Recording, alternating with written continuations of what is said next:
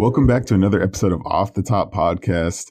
I'm super excited to do this episode. It's about the future. It's about technology that we will be seeing disrupting a lot of what you guys are doing in a day-to-day life. Julian, how's it going? I am doing fantastic. Bing, bong, boom. We're about to change the game or give you a little bit of new information on something that is going to be changing the future of lives. And some say it's the Off the Top podcast of video games. And some say that it's just a poor imitation. But what we're going to be talking about today is Google Stadia. If you don't know what Google Stadia is, Google just dropped it as far as letting everybody know and making it public. They're basically streaming service that has a lot when it comes to the meeting of the minds. And it was super shocking, to say the least, that there wasn't a huge buildup for this. And for what they're offering, it was very surprising in today's industry of technology that there were no leaks about it.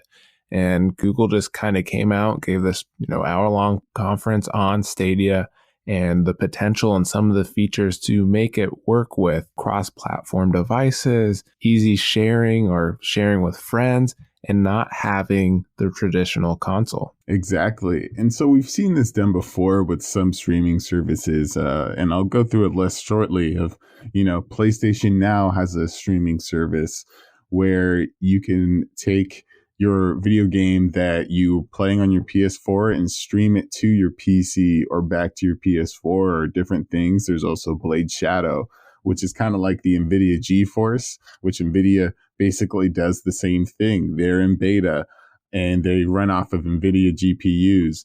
And then there's Blade Shadow, which is kind of like the NVIDIA GPU, but you also get to do like video editing and other tasks with it. But Google kind of separates itself in the fact that it not only streams all the workflow from its servers, but it also allows you to play with whatever control you want, whatever Google item you want. So that could be from a Chromecast, from your phone to a laptop, but it also links up with YouTube, which I think is just crazy. And what a smart move by Google. I agree. I think to me, Google Stadia so far feels like not a power move for gaming at this point, but a power move for YouTube. And you can see this as in their presentation that the Stadia, if you see an ad for a video game and that video game is being offered on the Stadia, that you can essentially click in and within 5 seconds be into the game, which is groundbreaking. That means you don't have to download the game. As you see with a lot of recent games that you can just buy and then you download everything onto your Xbox or onto your PS4. You don't have to purchase a physical copy, go down to, I guess GameStop's probably the only game store really around. Go down to GameStop and get a physical copy. You don't have to worry about holding all of that information on your computer if you're PC gaming. It's all hosted on Google's servers to make it a very seamless process that anyone with access to internet can essentially get a hold of. It's a big move for YouTube. And I think that's where it kind of hits the nail on the head, where you are in this weird space. And you mentioned it at the very closing point, is that something like this takes a lot of bandwidth and a really, really strong internet connection. And specifically, if you're looking at playing something as what they offer in 4K, you're going to be streaming, you're going to have a strong connection about 30 megabits per second. Or if it's a little less, as far as 1080p, maybe 20 or so. So if you think about the grand scheme as far as doing this on a scalable level, it might not be 100% easy to do right off the bat with people's availability of strong internet. But in the sense of pairing it and marrying it with YouTube, it's just an extraordinary take and almost like an angle, because YouTube is a lot of gaming and a lot of gameplay in itself. And in addition to the internet requirements you had mentioned, the thing I also had to think about too is one of the cons I've seen with it or heard about it, along with a lot of pros though, is that not only do you need 30 megabits per second, that's also on the basis that you don't have a monthly internet cap by your internet provider or being throttled down when sending all these different inputs back and forth with the server. So it'll be very interesting to see how infrastructure of internet companies work with Google Stadia. It'll obviously be a big push for Google Fiber and things of that nature.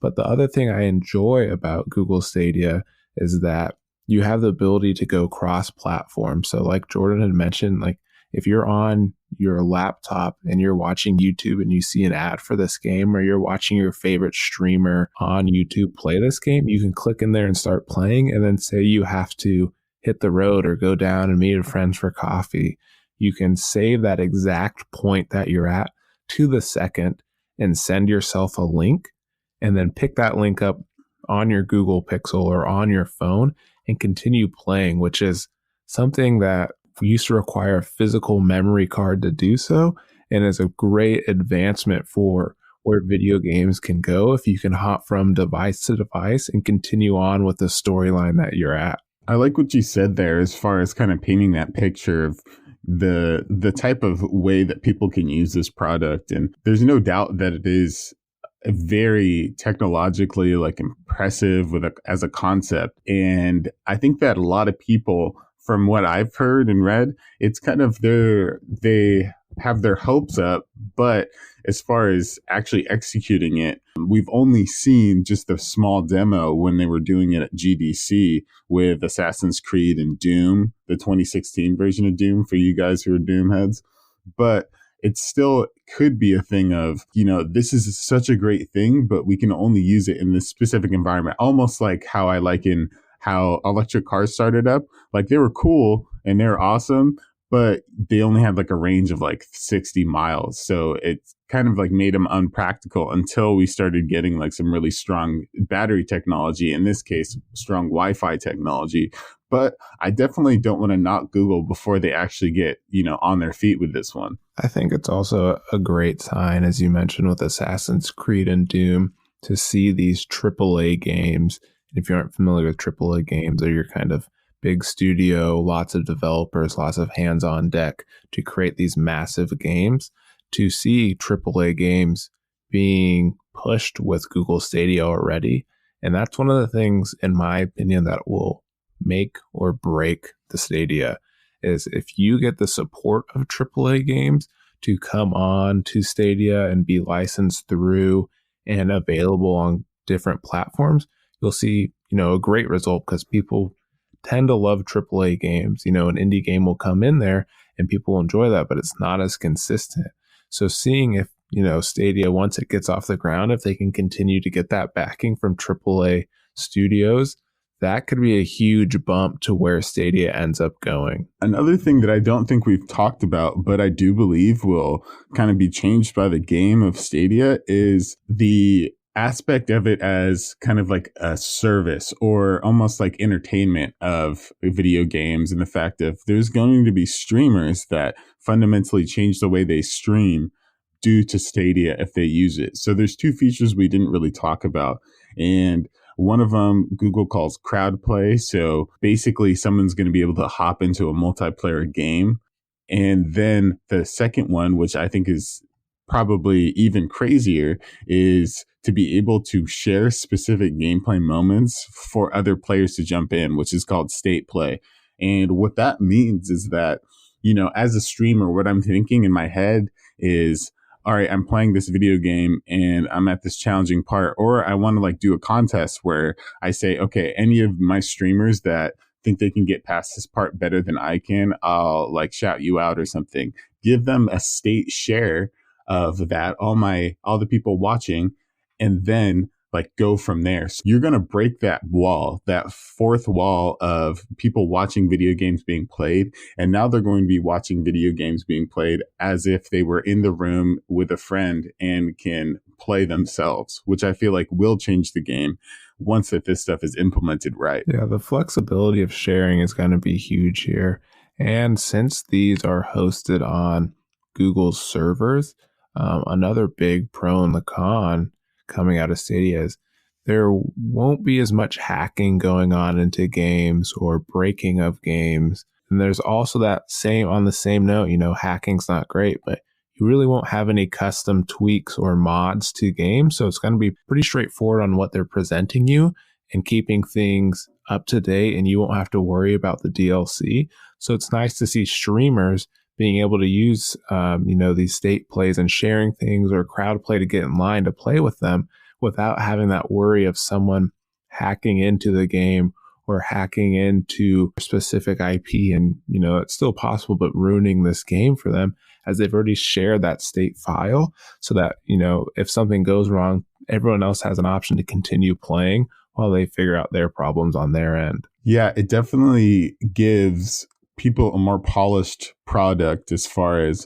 what they'll be using and how they'll be using it. So I think that Stadia, for the most part, if executed, is going to be kind of a monster through that. Now, not only can you play wherever, and not that that hasn't been done before, but you can play with whatever controller, and you can also have this community pull too, or community tie, where you can communicate with people through your video games, which I know video games have been able to communicate before, but not in the sense of the way that Google Stadia is trying to do it. And I'm looking forward to seeing exactly how this new product that will be dropped in 2019, from what they said. They didn't give a clear date as far as when or what, or like in what fashion. But I think that I'm really, really excited to see exactly what this does for the video game world. But also, I'm kind of interested to see how consoles will react to this as well. I think the other thing I'm really curious about is price point. If they're offering this as a Netflix of video games, so to speak, where you're paying $50 a month and you have access to all the games on the platform to play and have access to at any time. They're constantly being updated. You don't have to worry about DLC. Everyone's enjoying the same game. Or if they're coming out with, the Stadia login, or you're buying the product, so to speak, like a YouTube Red almost, for $600, and that sets you solid for like a year. Or if it's buying games individually, there's still a lot of questions on that pricing side that I think it's going to weigh very heavily into what happens with consoles. That's a really good point. And I think that, if you can just put your head in the future and have kind of like that feel for what people will be thinking at this time, we'll be having new console generation coming soon.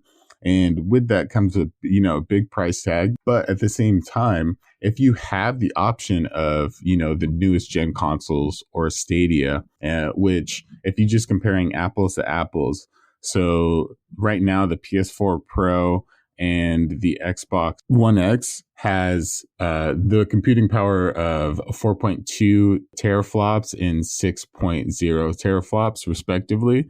And Stadia has a 10.7 GPU teraflop capability. So if you think about it as far as like how somebody would normally break down the console, as far as like what's the most powerful, what's the price of them, you got to think Stadia is a subscription. So, psychologically, instead of paying for like $600 for a new console, if they just bought like a $30 subscription, it would be less of a painful experience and still be able to play with those video games that they wanted to before.